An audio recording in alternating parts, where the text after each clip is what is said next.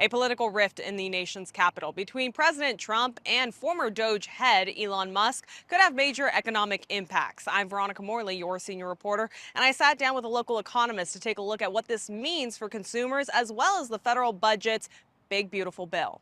I do think that this reduces the likelihood that the big, beautiful bill passes in any way, shape, or form near what it currently is in the Senate. The once close alliance between President Trump and tech mogul Elon Musk has now unraveled, and at the center of the fallout is the administration's flagship spending plan. Uncertainty causes inflation because businesses are going to price in uncertainty, and they price in uncertainty by overpricing their products to make sure they don't go out of business. But it's also reducing economic growth, as we saw with quarter one US GDP falling by 0.2%, which is just terrible. CACB economist Dr. Richard Gearhart says the political divide could add fuel to already growing concerns about inflation, deficits, and a weakening economy. Musk, who once led the Department of Government Efficiency, is now distancing himself entirely.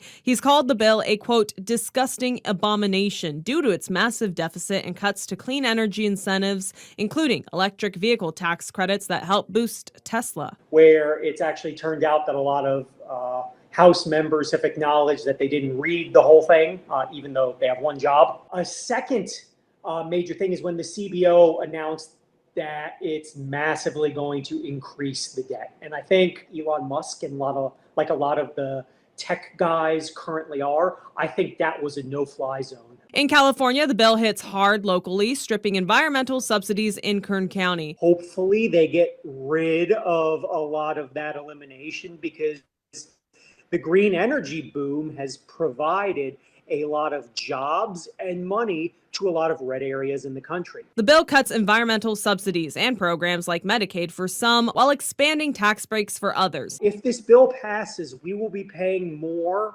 in just interest payments on our deficit and our debt than we pay on Social Security, Medicare, or Medicaid.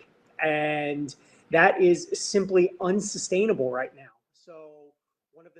Meanwhile, we reached out to Congressmen Vince Fong and David Valadao to see where they stand on the bill so far. We did not receive a response from David Valadao's office. However, Vince Fong's office did respond, saying that his stance on the bill remains unchanged. In Bakersfield, I'm Veronica Morley, your senior reporter.